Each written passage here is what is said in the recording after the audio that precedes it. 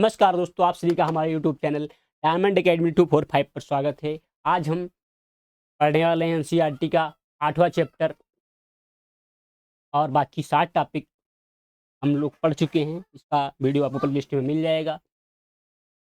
दोस्तों, वीडियो को शेयर करें, चैनल को सब्सक्राइब करें और बेल आइकन दबाना ना भूलें। हम ऐसे ही वीडियो आते रहते हैं। हमारे यूट्यूब चैनल पर एनसीईआरटी का कंप्लीट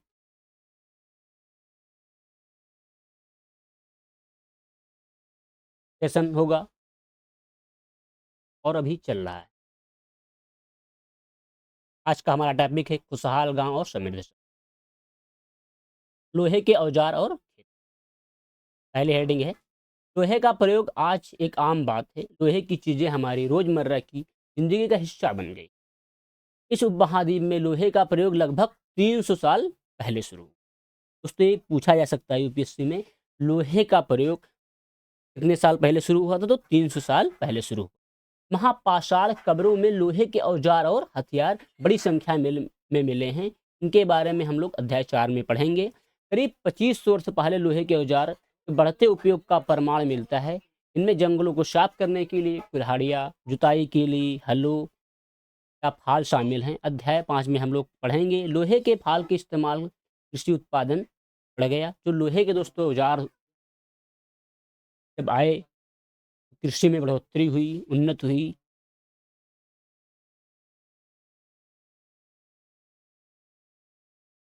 समृद्ध गांवों के बिना राजाओं तथा उनकी राज्यों को बने रहना मुश्किल था। इस तरह कृषि के विकास में नए औजार तथा खेती में रोपाई महत्वपूर्ण कदम थे। उसी तरह सिंचाई भी काफ़ी उपयोगी साबित हुई। इस समय सिंचाई के लिए नहरें, कुएं, तालाब तथा कृत्रिम जलाशय बनाए गए।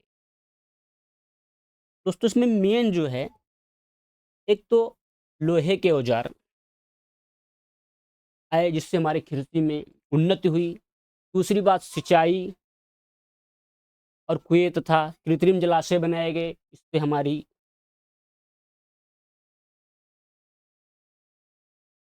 खेतों में फसल की बढ़ोतरी हुई।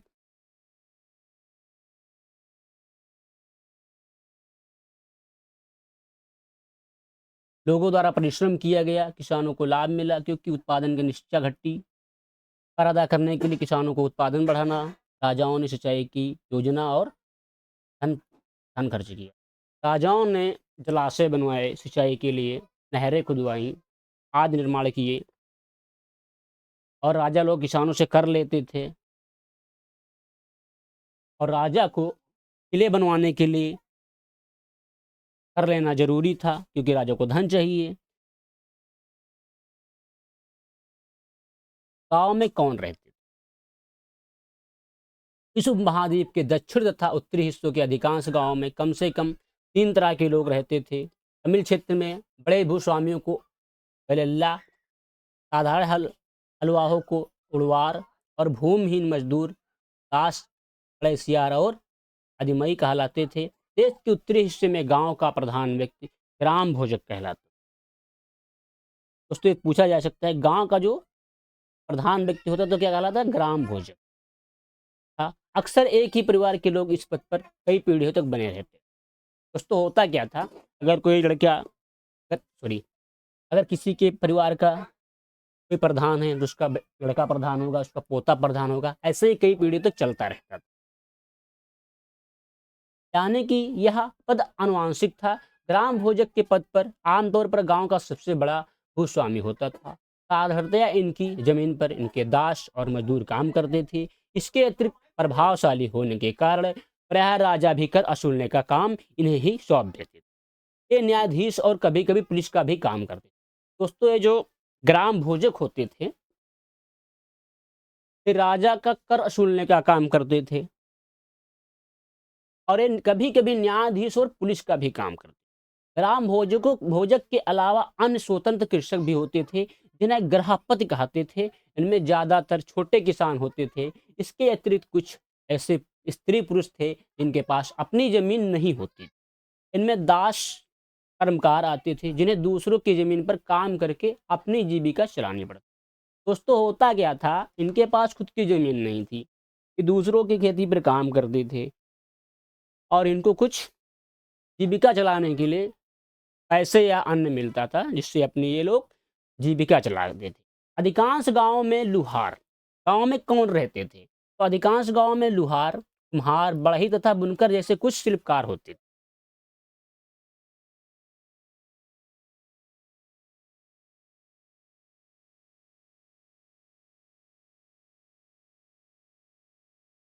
गाँव का जीवन दोस्तों जो होता था खुशहाल होता था।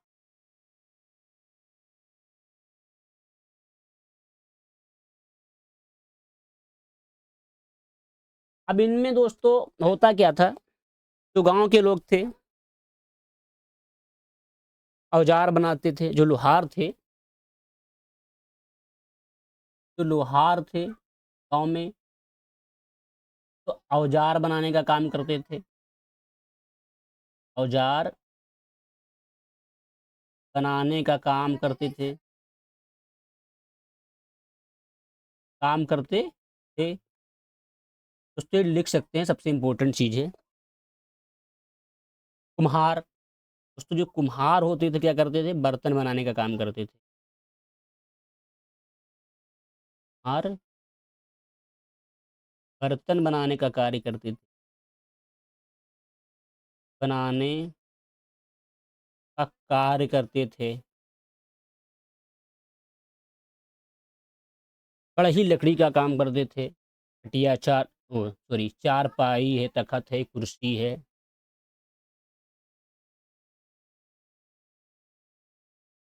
बढ़ई,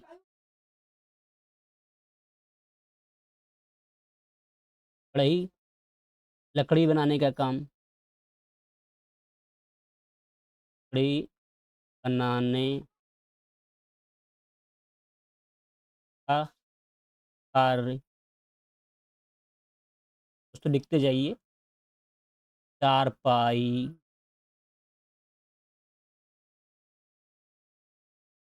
कुर्सी,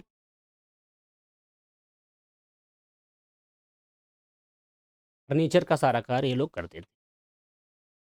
और जो चारवाहे थे, जानवरों की देखभाल कर, चारवाहे, तो तीसरा है आपका, ये चौथा लिख लीजिए। चार चारवाहे जानवरों की देखभाल, जानवरों की देखभाल। अब कौन-कौन से जानवर पालते थे? गाय, भैंस, भेड़, बकरी आदि। अब शहारों का उदय कैसे हुआ? आगे पढ़ेंगे।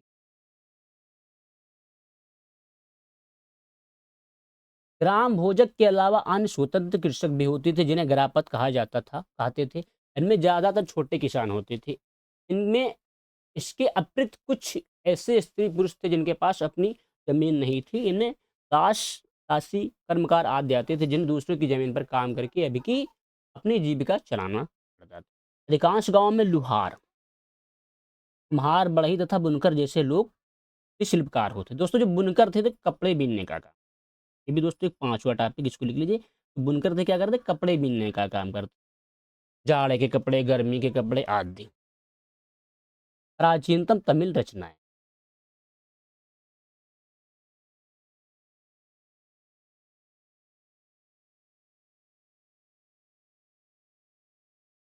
अब शहारों का उदय कैसे हुआ दोस्तों, हम ये पढ़ लेते हैं, इसके बाद इसको हम पढ़ेंगे।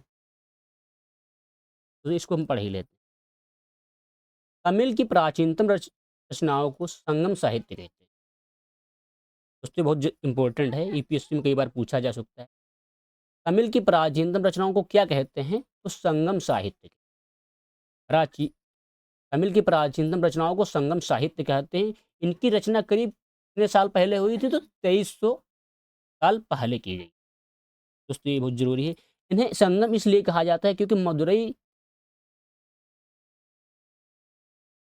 के कवियों को के सम्मेलनों में इनका संकलन किया जाता था। गाँव में रहने वालों के लिए जिन तमिल नामों का उल्लेख यहाँ किया गया वे संगम साहित्य में पाया जाता है।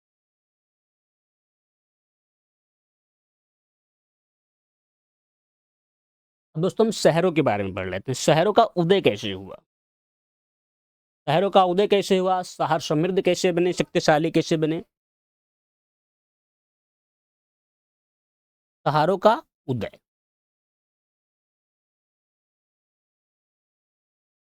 शहरों का उदय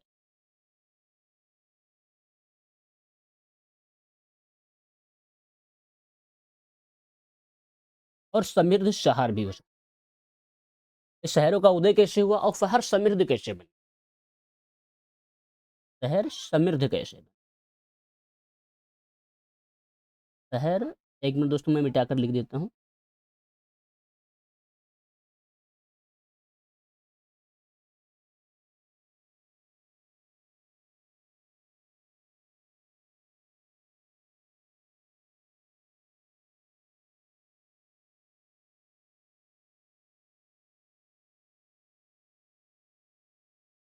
अब शहर समृद्ध कैसे बने? शहरों का उदय कैसे हुआ, शहर समृद्ध कैसे बने? पहले शहरों का उदय कैसे हुआ?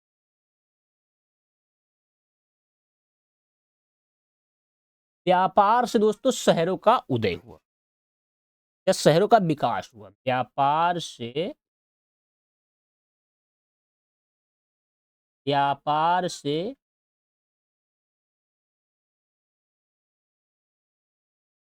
शहरों का विकास विकास एवं उदय हुआ। उदय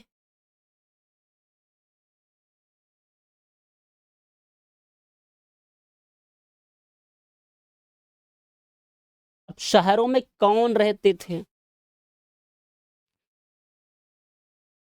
तो शहरों में लोग अलग अलग काम करते थे। शहर में रहने वाले लोग व्यापारी, कारीगर, शासक आदि थे।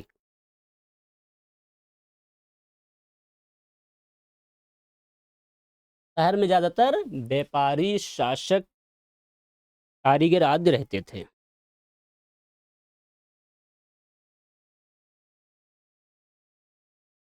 शहरों में लोग अलग अलग काम करते थे। व्यापारी, कारीगर, शासक।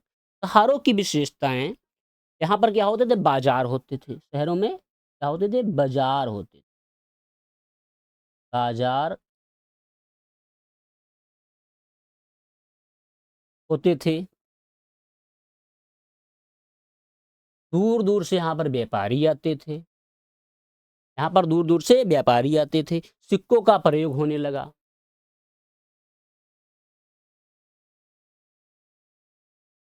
व्यापारी आते थे, बाजार होते थे, व्यापारी आते थे।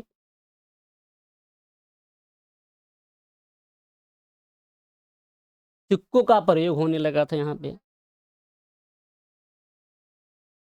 सिक्कों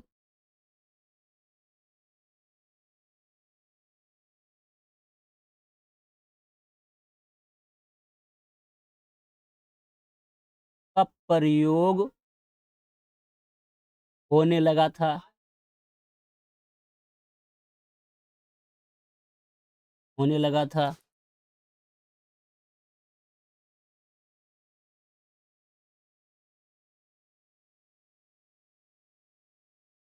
और यहाँ पर कारीगर और व्यापारी लोग रहते थे।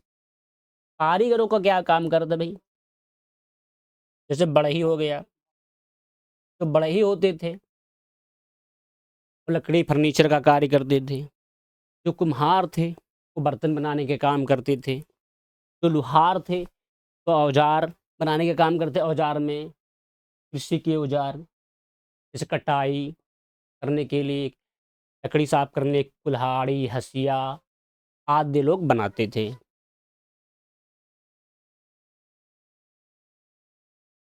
और जो बुनकर थे भैया कपड़ा बुनने का कार्य करते थे।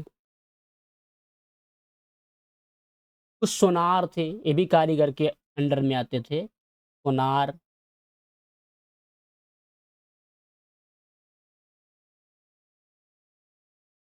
तो गहने बनाने का कार्य करते थे। और जो व्यापार कैसे होता था, व्यापार दोस्तों स्थानीय व विदेशी भी होता था, दोनों होता था, स्थानीय और विदेशी दोनों होता था। और जो भारत का व्यापार था वो रोम जैसे देशों से होता था।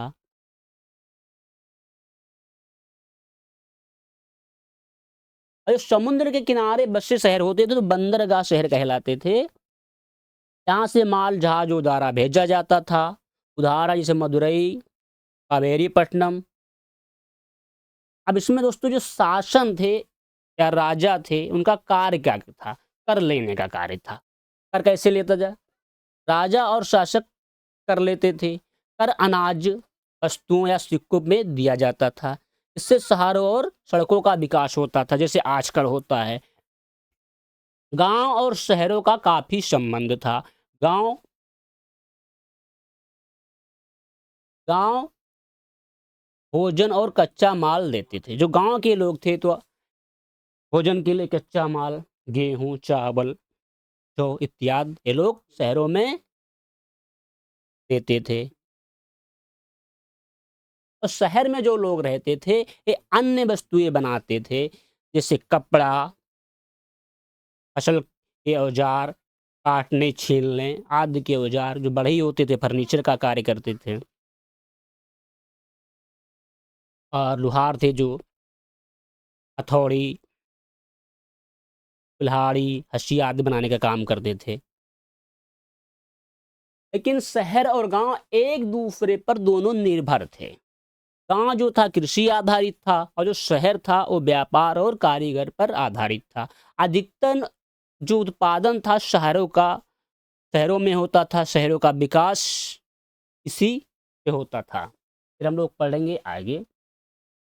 नगर क्या कहते हैं? कहानियां, यात्रा, विवरण, मूर्तिकला और उसके बहुत टॉपिक जरूरी है। नगर, नगर का निर्माण कैसे हुआ? क्या कहते हैं? कहानियां, यात्रा विवरण और मूर्तिकला और पुरातत्व।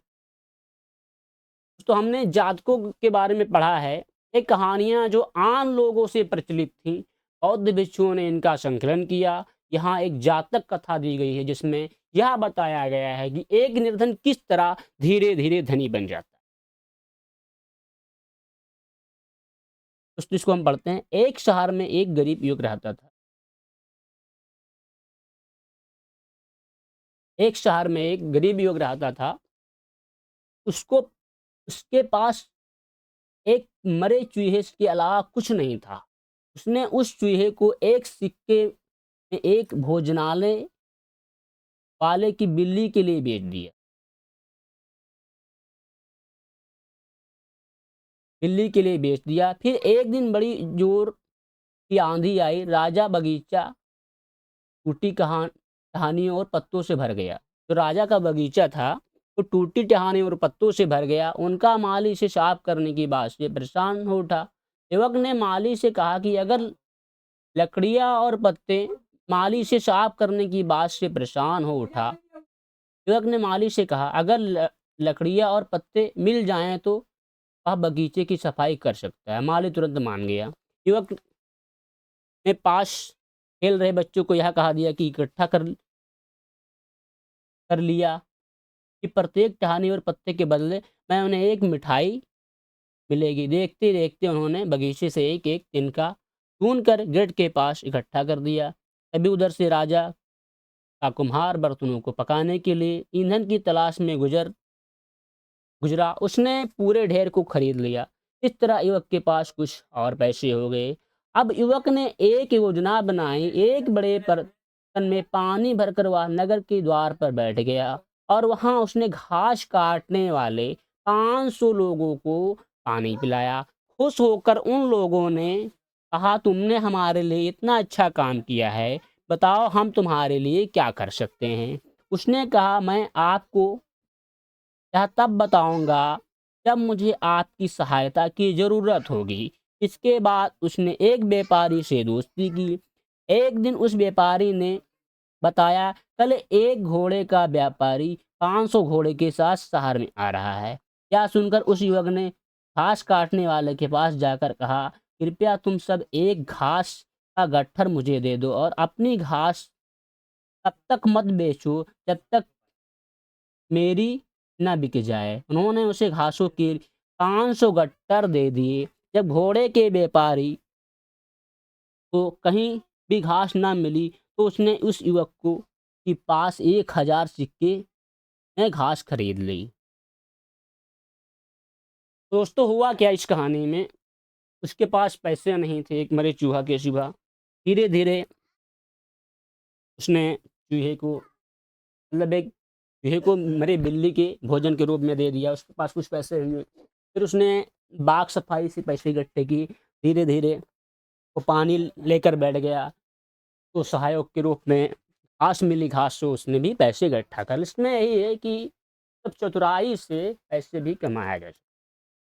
अब हम बढ़ते हैं दोस्तों फिर प्राचीन नगरों के जीवन के बारे में कुछ अन्य स्रोतों से भी पता चलता है।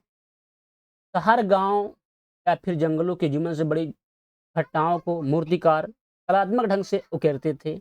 इन मूर्तियों को ऐसी इमारतों की रेलिंग, खंभों या प्रवेश द्वारों पर सजाया जाता था जहां लोग आते थे। दोस्तों होता क्या था, जो कलाकार थे, मूर्ति कलाकार थे, हर गांव या फिर जंगलों के जीवन से जुड़ी घटनाओं को एक मूर्ति के रूप में ऐसे उकार देते थे जहां पर लोगों का आना जाना होता था। लोग आकर वहां पे देखते थे कि एक मूर्ति किसकी है, ये जंगल कौन से हैं, इसमें कौन कौन से जानवर रहते हैं। आज उसमें छोटे छोटे चित्र बनाए जाते थे।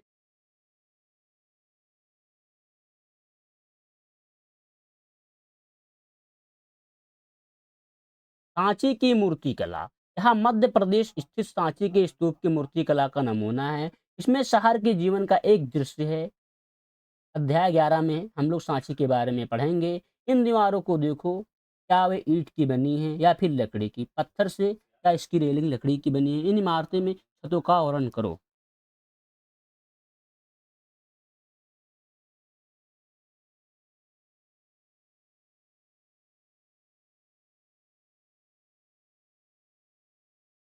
वर्णित अनेक शहर, अध्याय 5 में वर्णित अनेक शहर महाजनपदों को राजधानी थे। जैसा कि तुमने पढ़ा, उनमें कुछ शहर पर फोटो से घिरे हैं जैसा कि ऊपर के चित्र में देख रहे हैं। अनेक शहर, देखिए दोस्तों इसमें अनेक शहर हैं, इसमें शहरों के चित्र।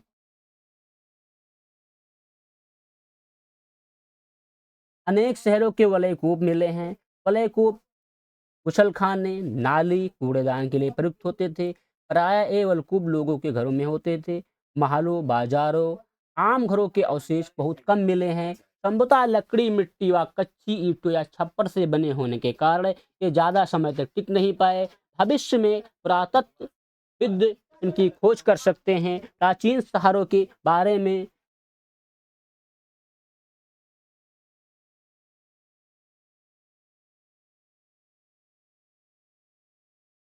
प्राचीन शहरों के बारे में वहाँ के गए नाविकों तथा यात्रियों से विवरण से पता चलता है कि ऐसा एक विस्तृत विवरण किसी अज्ञात यूनानी नाविक का है। जिन जिन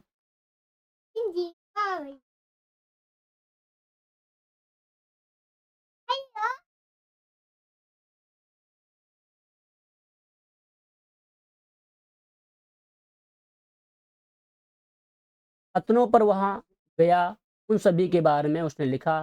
मानचित्र के साथ खरूचा ढूंढो हैं सिक्के, आहत सिक्के दोस्तों की आहत सिक्के सामान्यतः आयताकार और कभी कभी वर्गाकार या गोल होते थे। दोस्तों ये देख सकते हैं आहत सिक्का है।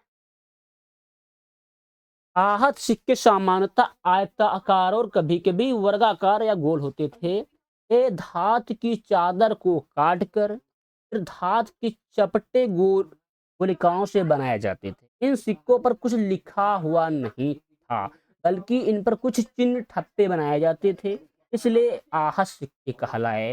ये सिक्के उपमहाद्वीप के लगभग अधिकांश हिस्सों में पाए जाते हैं और ईसा की आरंभिक सदियों तक ये प्रचलित रहे।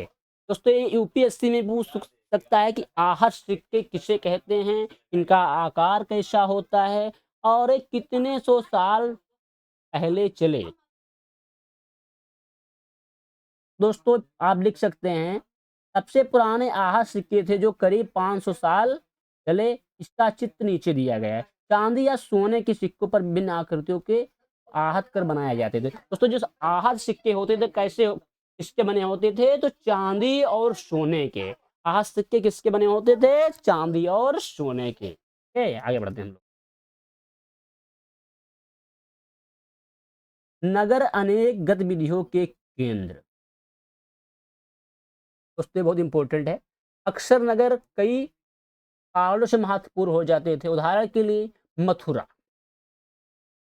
मानचित्र 7 पृष्ठ 105 को हम लोग अभी देखेंगे। मथुरा दोस्तों जो मथुरा था ये 2500 साल से भी ज्यादा समय से एक महत्वपूर्ण नगर रहा, क्योंकि यहाँ यातायात और व्यापार के दो मुख्य रास्तों पर स्थित था। इसमें एक रास्ता उत्तर पश्चिम से पूरब की ओर और दूसरा उत्तर से दक्षिण की ओर जाने वाला था। शहर के चारों ओर किलेबंदी थी। इसमें अनेक मंदिर थे। दोस्तों आज भी मथुरा में अनेक मंदिर हैं। आसपास के किसान तथा पशुपालक शहर में रहने वालों के लिए भोजन जुटाते थे। मथुरा बेहतरीन मूर्ति बनाने का केंद्र कौन था? तो सबसे जो बेहतरीन केंद्र था वो था मथुरा। लगभग 2000 साल पहले मथुरा कुषाणों की दूसरी राजधानी बनी। इसके बारे में अगले अध्याय में हम लोग पढ़ेंगे। मथुरा एक धार्मिक केंद्र भी रहा। मथुरा धार्मिक केंद्र दोस्तों पहले भी था, आज भी है। यहाँ बौद्ध विहार और जैन मंदिर हैं। यहाँ कृष्ण भक्ति का एक महत्वपूर्ण केंद्र। दोस्तों आप मथुरा वृंदावन जाएं तो ये अभी भी कृष्ण जी का जो अद्भुत केंद्र है। यहाँ कृष्ण भगवान और राधा जी काफी दिनों तक रासलीला किया है। मथुरा में प्रस्तर खंडों तथा मूर्तियों पर अनेक अभिलेख मिले हैं। आमतौर पर ये संक्षिप्त अभिलेख हैं जो स्त्रियों तथा पुरुषों द्वारा मठों या मंदिरों को दिए जाने वाले दान का उल्लेख करते हैं। प्रायः शहर के राजा रानी, अधिकारी, व्यापारी, शिल्पकार इस प्रकार के दान करते थे। उदाहरण के लिए मथुरा के अभिलेख में सुनारों, लुहारों, बुनकरों तथा टोकरी बुनने वालों, माला बनाने वालों और इत्र बनाने वालों के उल्लेख मिलते हैं। दोस्तों मेरा मेन टॉपिक दोस्तों इसमें क्या है? मथुरा में मूर्तियों के अभिलेख के अलावा क्या क्या मिलते हैं? तो सुनारों के अभिलेख, लुहारों के अभिलेख, बुनकरों, टोकरी बनाने वालों, माला बनाने वालों, इत्र बनाने वालों के उल्लेख मिलते हैं। अब उल्लेख इन्होंने दान दिया मूर्ति बनाने के लिए, मंदिर बनाने के लिए, इनका नाम जो है अभिलेखों में मिलता है। शिल्प तथा शिल्पकार। दोस्तों जो हमारे पुरातत्वविद थे इन्होंने पूरा स्थलों की जब खुदाई की तो यहाँ पर शिल्पकारों के नमूने मिले हैं। इनमें मिट्टी के बहुत ही पतले और सुंदर बर्तन मिले हैं जिन्हें उत्तरी काले चमकीले पात्र कहा जाता है, क्योंकि ये ज्यादातर उपमहाद्वीप के उत्तरी भाग में मिले। जो चमकीले पात्र मिले कहाँ मिले हैं? उत्तरी महाद्वीप के उत्तरी भाग में मिले। ज्यादातर उपमहाद्वीप के उत्तरी भाग में मिले। दोस्तों ये नोट कर सकते हैं। और ध्यान रहे कि अन्य दूसरे शिल्पों के अवशेष नहीं बचे होंगे, जैसा कि विभिन्न ग्रंथों में हमें पता चलता है कि कपड़ों का उत्पादन बहुत महत्वपूर्ण था। उत्तर में वाराणसी और दक्षिण में मदुरई इनके प्रसिद्ध केंद्र। दोस्तों कपड़ों का जो उत्पादन केंद्र था कहाँ था? वाराणसी और दक्षिण में मदुरई एक प्रसिद्ध केंद्र था। उसमें काम कौन करते थे? स्त्री और पुरुष दोनों। अनेक शिल्पकार तथा व्यापारी अपने संघ बनाने लगे थे जिन्हें श्रेणी कहा जाता। शिल्पकारों की श्रेणियों का काम प्रशिक्षण देना, कच्चा माल उपलब्ध कराना तथा तैयार माल का वितरण करना, जबकि व्यापारियों की श्रेणियां व्यापार का संचालन करती थी। श्रेणियां बैंकों के रूप में काम करती थी जहां लोग पैसे जमा रखते थे। इस धन का निवेश लाभ के लिए किया जाता था। इससे मिले आपका कुल हिस्सा जमा करने वालों को लौटा दिया जाता था या फिर मठ आदि धार्मिक संस्थानों में दिया जाता था। मठ मंदिर आदि बनाने में भी पैसा खर्च किया जाता बचा हुआ। सूत काटने और बुनने के नियम। ये नियम दोस्तों अर्थशास्त्र के हैं। अध्याय 7 में अर्थशास्त्र का उल्लेख किया गया है। इसमें वर्णन किया गया है कि किस प्रकार विशेष पदाधिकारी की देख-रेख में कारखाने में सूत कताई और बुनाई की जाती थी।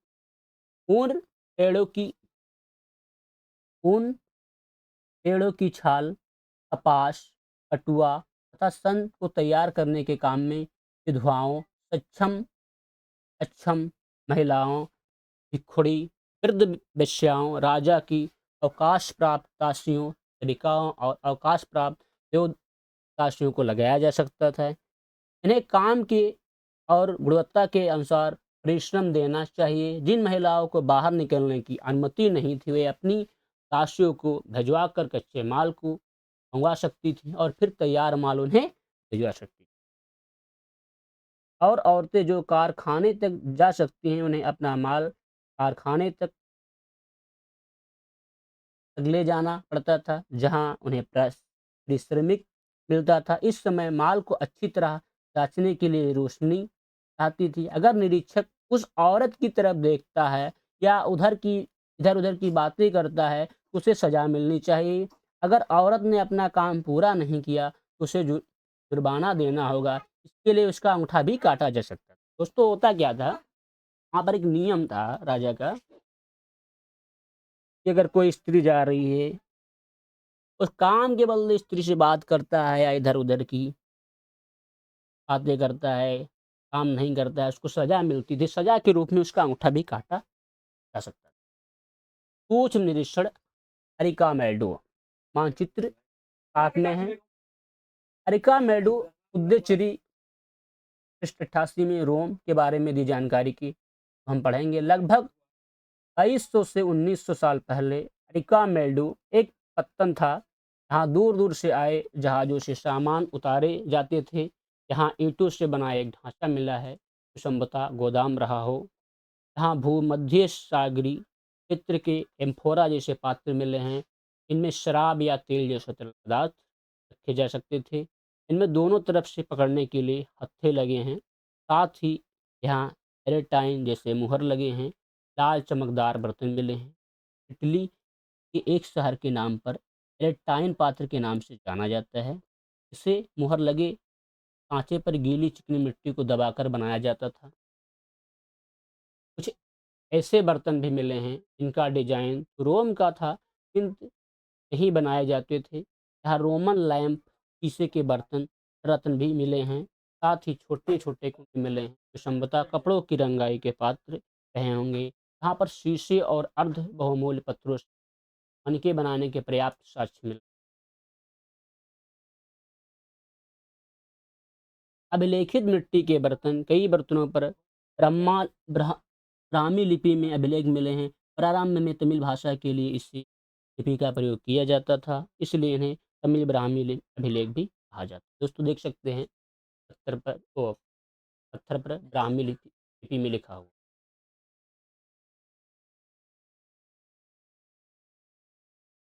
अनियंत्र रोम यह यूरोप के सबसे पुराने शहरों में से एक है। इसका विकास लगभग तभी हुआ जब गंगा के मैदान के शहर बस रहे थे। रोम एक बहुत बड़े साम्राज्य की राजधानी था। यहाँ यूरोप, उत्तरी अफ्रीका तथा पश्चिम एशिया तक फैला साम्राज्य था। इसके सबसे महत्वपूर्ण शासकों में से एक ऑगस्टस ने करीब 2000 साल पहले शासन किया। उसने कहा था कि रोम ईंटों का शहर था।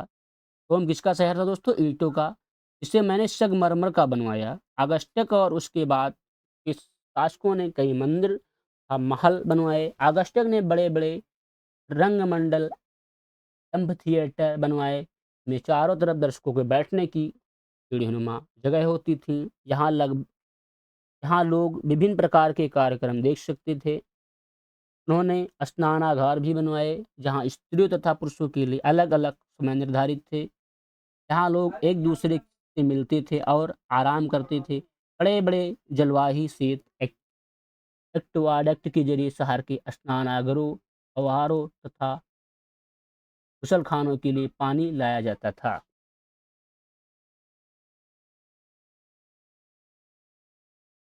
दोस्तों, मैं आशा करता हूँ आपको पसंद आया होगा। वीडियो को शेयर करें और एक लाल बटन है, आप कर चैनल को सब्सक्राइब करें, बेल आइकन दबाएँ ताकि आने वाली वीडियो का नोटिफ़िकेशन मिलता रहे।